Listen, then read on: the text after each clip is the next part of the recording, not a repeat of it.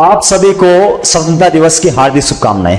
आज का दिन केवल तिरंगा फहराने का दिन नहीं है, यह दिन है उन लाखों वीरों को याद करने का जिन्होंने अपने त्याग, संघर्ष और बलिदान से हमें आजादी दिलाई है।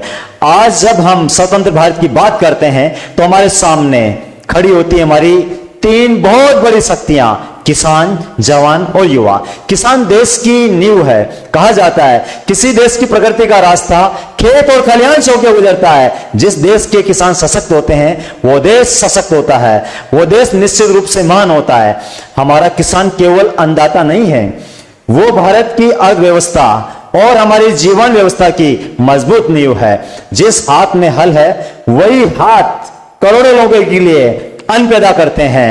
बच्चों, जब हमारे देश के किसान सशक्त होंगे, आत्मनिर्भर होंगे, सम्मानित होंगे, तभी हमारा देश महान कहलाएगा। और फिर बात आती है जवान की।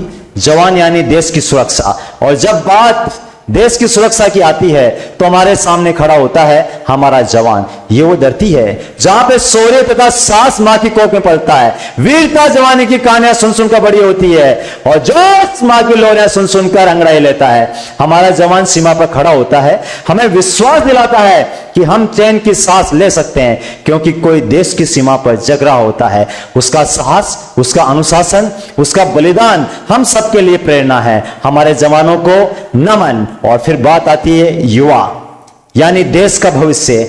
आज का युवा ही कल का डॉक्टर, कल का इंजीनियर, कल का वैज्ञानिक, कल का उद्यमी और कल का नेता बनेगा।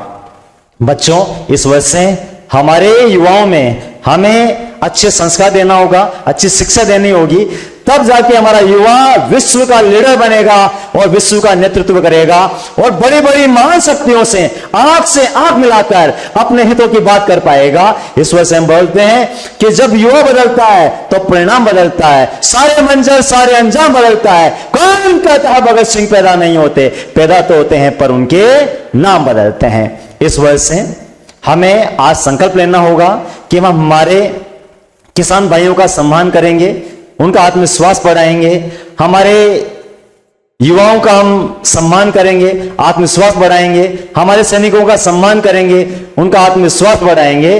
और मैं अंत में यही कहूंगा कि क्यों मरते हो बेवफा सनम के लिए?